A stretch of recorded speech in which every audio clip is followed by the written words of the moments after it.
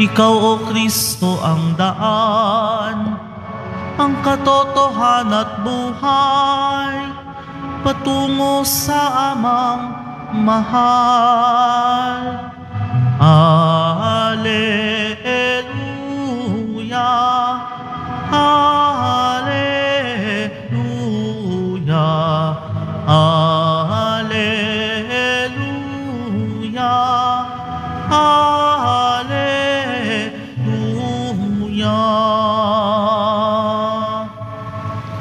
Sumainyo ang Panginoon. At sumaiyo rin. Ang mabuting balita ng Panginoon ayon kay San Lucas. Papuri sa iyo, Panginoon.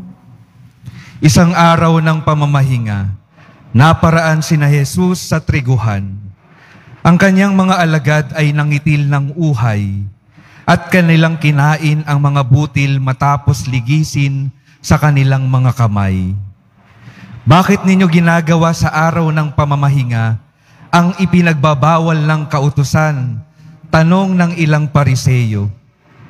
Sinagot sila ni Jesus, hindi ba ninyo nabasa ang ginawa ni David nang magutom siya at ang kanyang mga kasama? Pumasok siya sa bahay ng Panginoon, kumuha ng tinapay na handog sa Diyos at kumain ito. Binigyan pa niya ang kanyang mga kasama. Bagamat ayon sa kautusan, ang mga saserdote lamang ang may karapatang kumain niyon. At sinabi pa niya sa kanila, ang araw ng pamamahinga ay nasa ilalim ng kapangyarihan ng Anak ng Tao.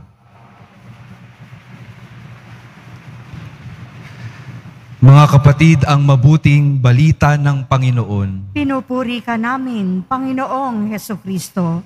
Magsiupo muna tayong lahat.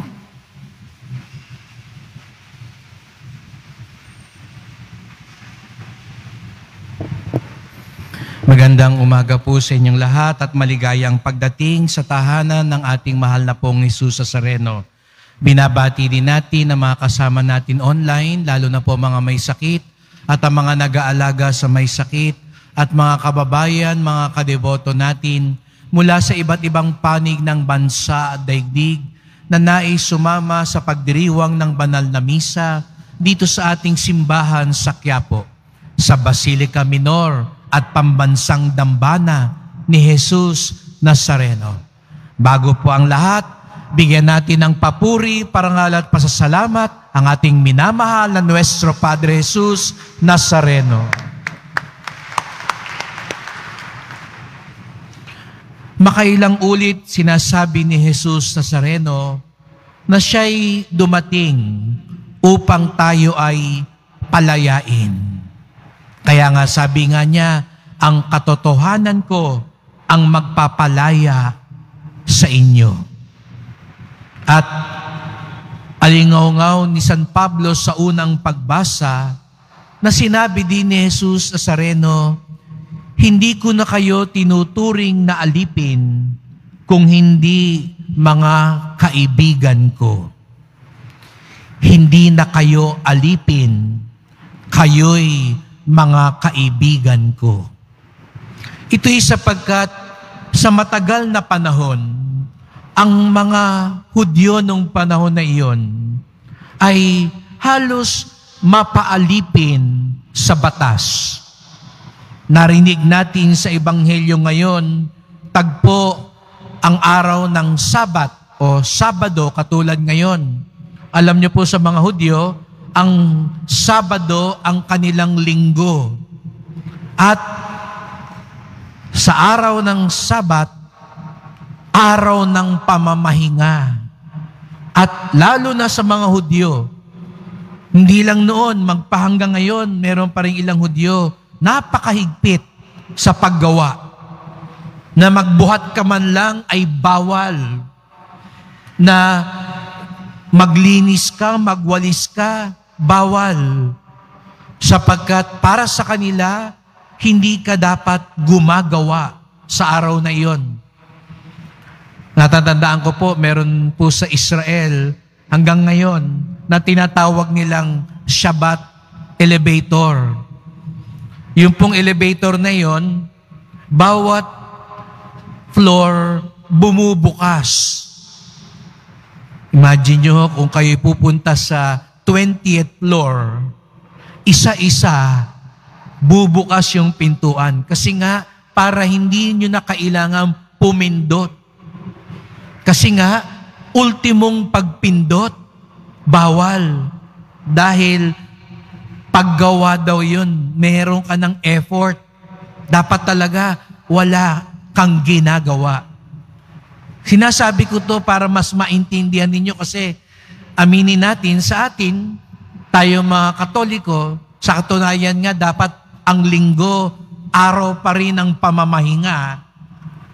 Alam natin, siguro na rin sa hirap ng buhay, kailangang kumayod ang marami kahit linggo.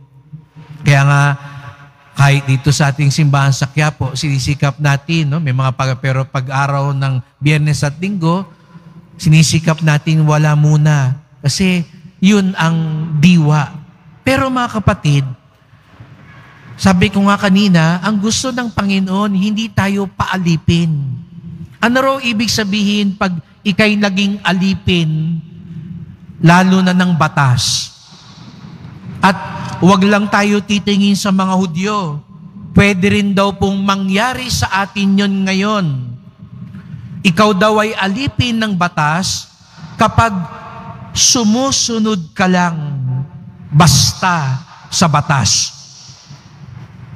Bawal yun. Kaya siguro ang ating mga kabataan parang nagiging allergic na maging sa simbahan kasi parang ang lagi na lang nilang naririnig sa ating lahat, bawal.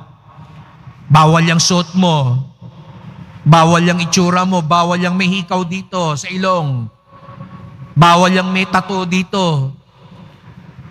Hindi ba sa bahay man, sa simbahan man, o saan mang samahan, kapag narinig natin agad yung bawal, parang nag-aalsa kagad tayo. Dahil nga siguro, ang tingin natin, naaalipin tayo. Kaya naman ang sigaw ng mga makabago, huwag kang paalipin. Gawin mo yung gusto mo. Maging totoo ka sa sarili mo. Kung gusto mong sumigaw, sumigaw ka. Kung gusto mong sumayaw, sumayaw ka. Kung gusto mong suntukin yan, suntukin mo. Kung gusto mong katatawanan, gawing katatawanan ng ibang bagay, kahit mga sagradong bagay, gawin mo, malaya kang gawin. Kung gusto mong kantahin ng anong gusto mo, kahit sagrado ang kanta, gawin mo. Maging makatotohanan ka, huwag kang paalipin. Iyon ang sigaw ng mundo na tukso ng dyablo. Pero hindi natin masisisi ang ibang tao. Kasi nga, ang akala nila, naaalipin tayo. Kaya nga sabi ni Jesus sa Sareno, hindi ako nagpunta rito para gawin kayong alipin, kundi mga kaibigan ko. Nagpunta ako dito para palayain kayo. Kaya ang pagsunod natin sa batas, hindi lang dahil basta dapat sumunod. Kaya yung mga alagad, nung nagugutom, pumulot ng mga trigo. Binuksan, kinain, nagalit yung mga Pariseo. Lumalabag sila sa batas. Bawal yan. Pero alam nyo mga kapatid, hindi nasisihan lamang si Jesus sa Sareno sa mga sumusunod sa batas. Sa mga umiiwas sa bawal, sapagkat ang mas nais niya bilang mga kaibigan, bilang mga malayang kapatid, hindi lang tayo sumusunod, kung hindi mas nauunawaan natin bakit tayo sumusunod.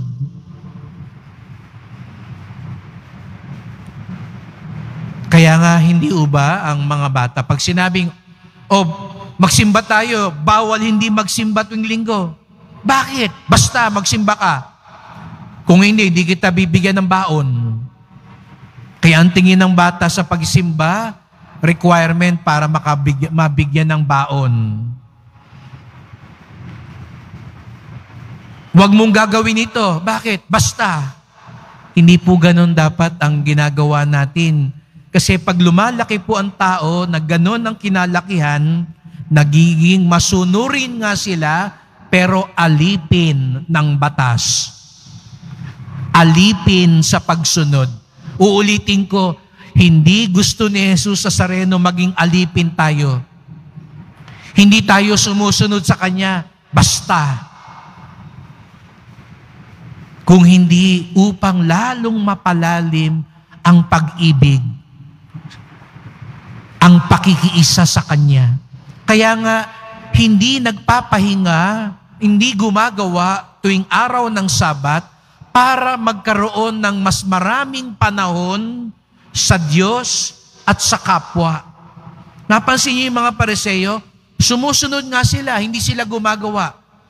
Pero yung nalalabing oras na para sana lalo silang lumalim sa pag-ibig sa Diyos at sa kapwa, nagkaroon ba ng pag-ibig? Hindi. Sa katunayan, sa halip na pag-ibig, nagkaroon pa sila ng pagkamuhi sa kapwa. Nakalimutan nila yung dahilan. Bakit tayo nagsisimba tuwing linggo?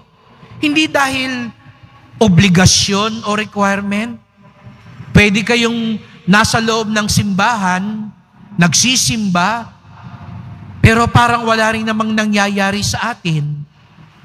Hindi rin tayo lumalago sa pag-ibig sa Kanya. Hindi rin talaga tayo sumunod.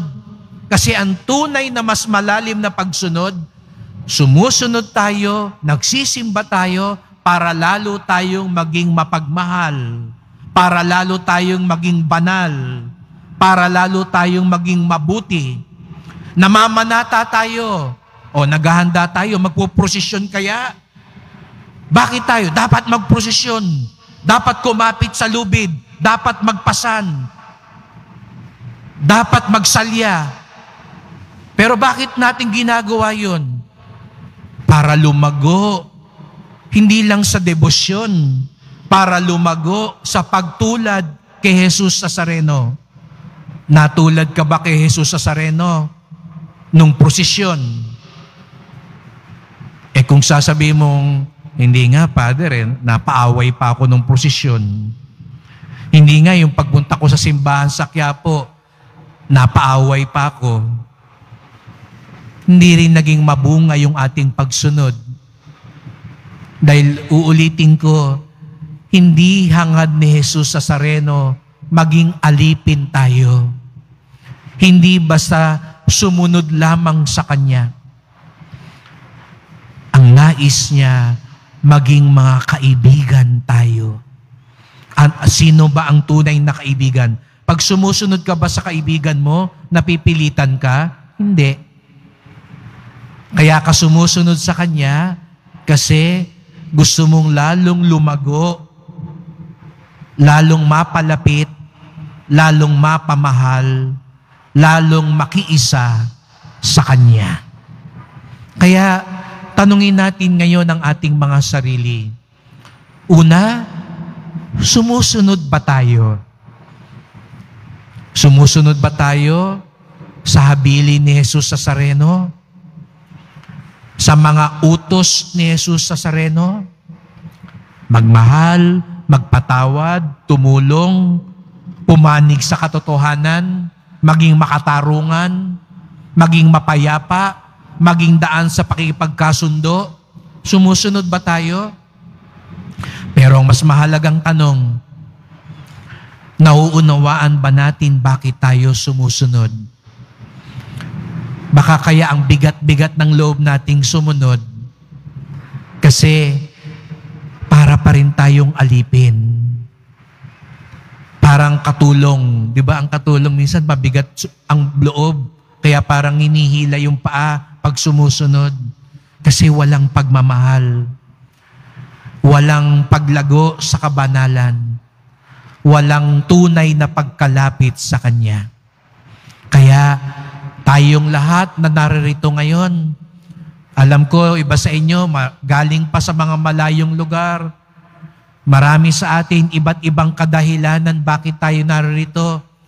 Pero natitiyak ko, kaya lahat tayo narito, gusto nating sabihin kay Jesus Nazareno, gusto naming sumunod sa iyo.